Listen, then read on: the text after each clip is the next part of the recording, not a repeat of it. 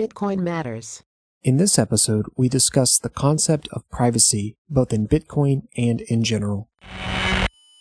We live in an age where advances in software bring privacy to the public. Many countries, unlike the United States, have not enshrined privacy rights in their constitutions. Akin, tell us how and why privacy is becoming the norm. Privacy is becoming the norm because the software that people are writing is making it the norm. For example, HTTPS is now becoming the standard across the entire internet thanks to outfits like Let's Encrypt. And so it's very rare now, it's the exception, to find websites that are not behind SSL. Previously, it was fiddly and expensive to put your website behind SSL. Now it's easy. All you have to do is run a script. So eventually, because people are waking up to the problems of espionage, everything's becoming encrypted end-to-end with public key cryptography. Another example is WhatsApp.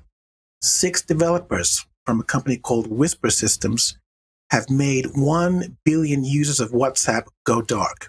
So everything you say on WhatsApp is not observable by a third party. And the people who are using WhatsApp don't know that it's happening. They haven't explicitly chosen to go private. It's just been bundled into the software at the level of the rails. And so they get that privacy essentially for nothing. And then, of course, we have Bitcoin, which, if you use it correctly, is 100% private. Now, there's some tools that are coming along that will be bundled into Bitcoin to make it private as you use it with a client. But if you use it with special tools, when I say special tools, things like OpenDime, it can be totally private, just like cash. Okay, great. So, and that leads me to my next point. Many people mistakenly believe that Bitcoin is not private. So can you explain why it is in fact private? As I say, if you use a tool like OpenDime to buy something with Bitcoin or to give Bitcoin to somebody else, that transaction doesn't happen on chain. It happens off chain. And an OpenDime stick can be given to an unlimited number of people, and there's no record of that transaction taking place. So if you used Bitcoin only with OpenDimes, you'd be 100% private. And obviously, any other system that allows you to transact offline with Bitcoin has the same characteristics. So that's one way with Bitcoin that you can have total privacy. It's a question of how you choose to use it, not whether Bitcoin is private or not. Now, there are some, as I mentioned, software tools coming along that will make Bitcoin private in a client that you're using on your laptop or your desktop. That doesn't involve using a physical device to separate your transaction from an on-chain transaction. So that is going to come, hopefully. Everybody knows that it's a problem. The Bitcoin surveillance companies that are anti-Bitcoin, working against the interests of Bitcoin users, need to be put in their place and put out of business. So this is something people have prioritized. They're working on it, and it's going to come. But if you use the tool correctly, you can have privacy. So what private or sensitive information can be discovered about you in a Bitcoin transaction if you are not careful? If you buy something with Bitcoin and have the physical goods delivered to you, the company that delivers those goods will have the record of the transaction and your address. So theoretically, somebody could go to that company and then unmask the address and name of the person who made that Bitcoin transaction. And so using that kind of forensic procedure, you can be discovered as a Bitcoin user. So that's one way that you can be unmasked. Obviously, if you're buying things online that need to be delivered to you, you have to have them delivered somewhere. So it depends how far you're willing to go to mask your identity. And of course, if Bitcoin is being used by many, many people online, the reality is that vast majority of people are using it totally legitimately. It's only a very small minority of people who are not. And so normally, it doesn't really matter if they know your address. And of course, they means the state. It doesn't matter if people know your address and the fact that you use Bitcoin. If you're just one of a billion transactions that happens every week, there are not enough people to go and investigate every single Bitcoin transaction. There's not enough people to go visit everybody who uses Bitcoin. They have to prioritize who they go after and for what reason. And of course, in a properly run country, they can't just go after anybody without a proper cause. So it's possible to make too much of a deal out of this and hurt your business models and hurt your thinking about Bitcoin and how it can be used. Privacy is very important and people should think about it, but it's needs to be thought about in the correct context and not in a movie scenario context. And so what do you mean when you say it needs to be thought about in the correct context? Can you explain a little bit more what you mean by that? The correct context is that most people are using Bitcoin completely legitimately.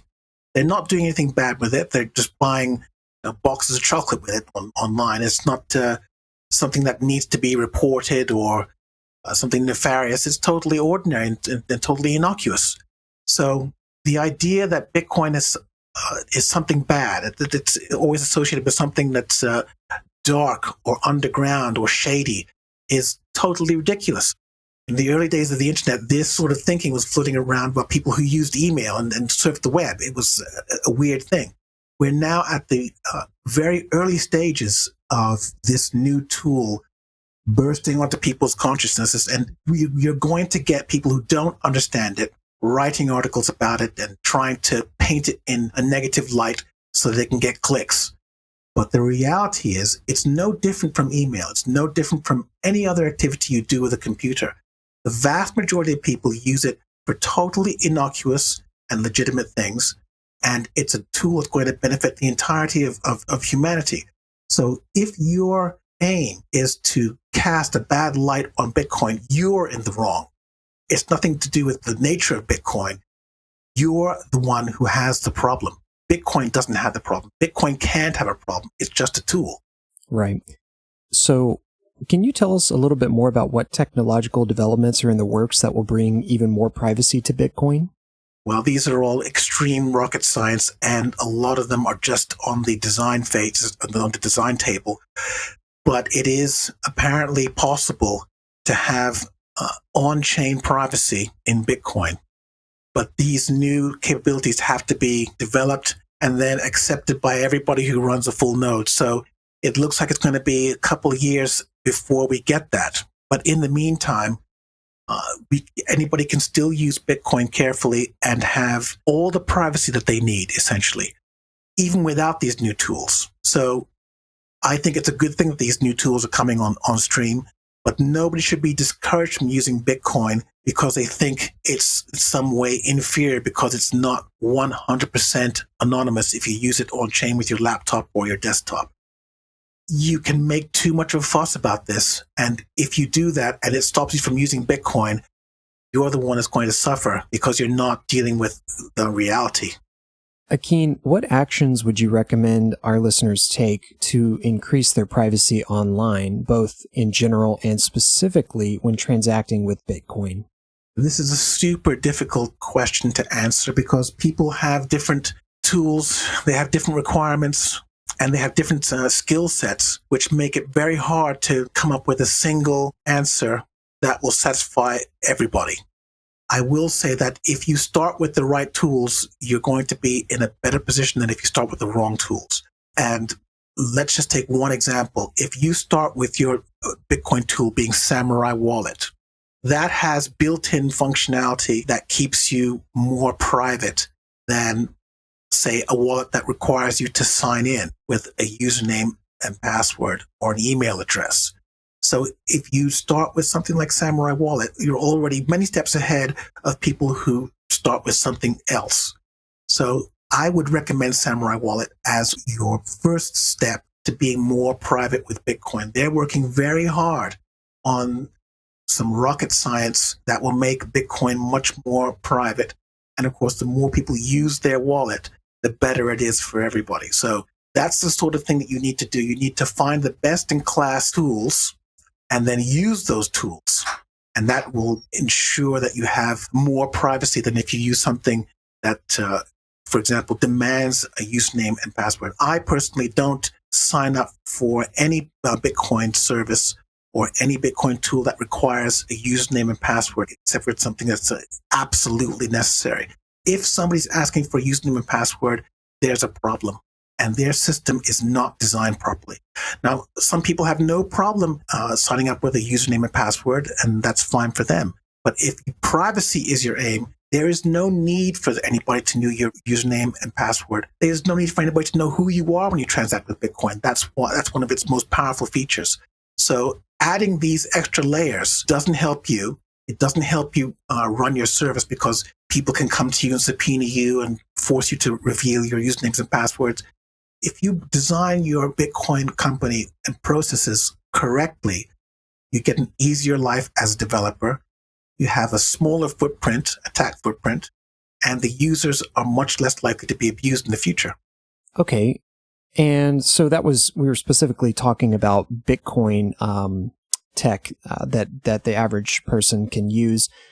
If you're concerned about your privacy online, what software or tools would you recommend in general? Taking one example, email.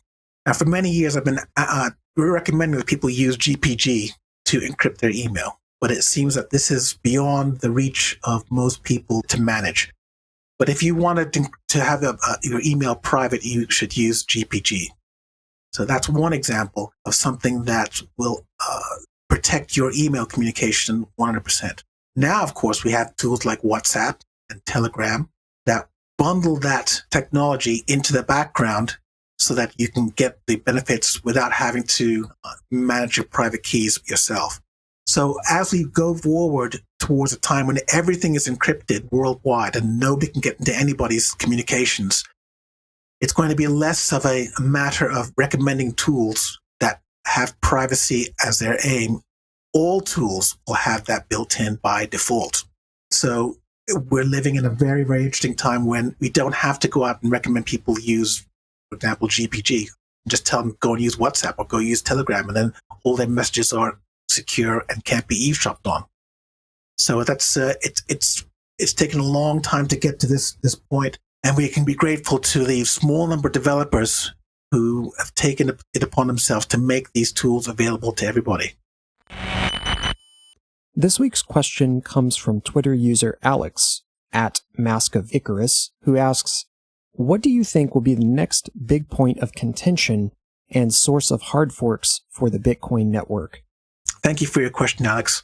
Well, the next big point of contention, I've heard some rumors that somebody thinks that the 21 million coin limit is going to be a point of contention, and that there's going to be somebody out there that wants to raise it.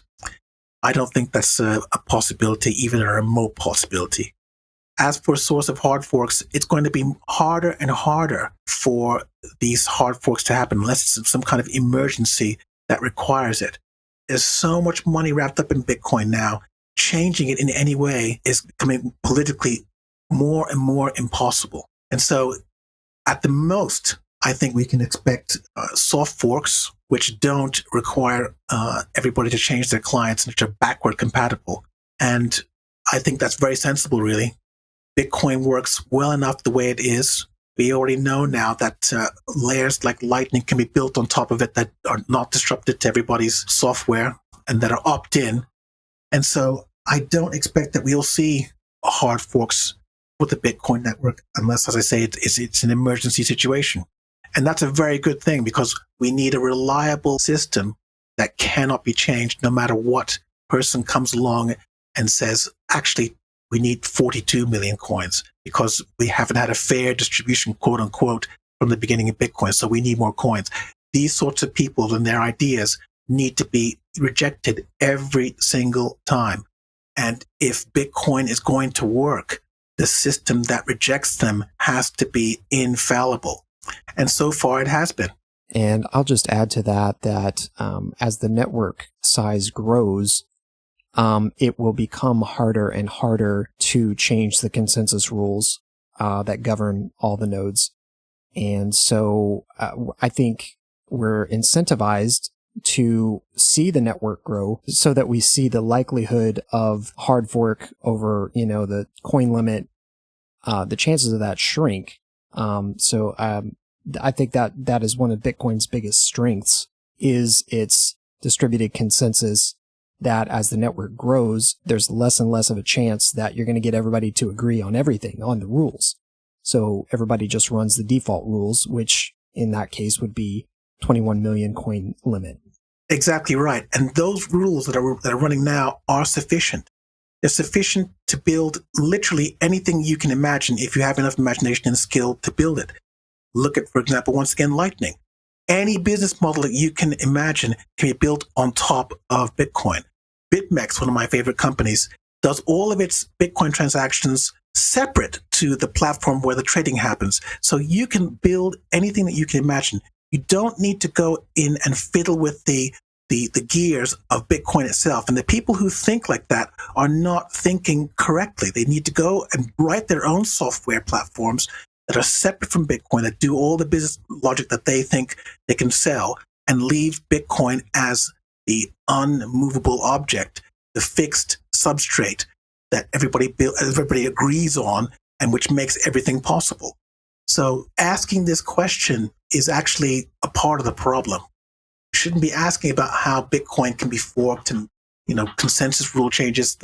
That's not what Bitcoin is about. Bitcoin is about making transactions and helping people and building businesses on top of it with your own software. It's not about the rules of Bitcoin. The rules of Bitcoin are now set. And so you need to stop thinking about that and start thinking about how you can use it to help people. Thanks again to Alex for submitting his question this week to Bitcoin Matters. If you'd like us to answer your question on the next episode of Bitcoin Matters, please send us a message by visiting bitcoinmatterspodcast.com. The selected winner will receive an Azteco Bitcoin voucher. Thank you for tuning in to Bitcoin Matters. If you enjoyed this episode, please give us a thumbs up on YouTube or a review in the iTunes Store. To learn more about Bitcoin Matters, please visit us at bitcoinmatterspodcast.com.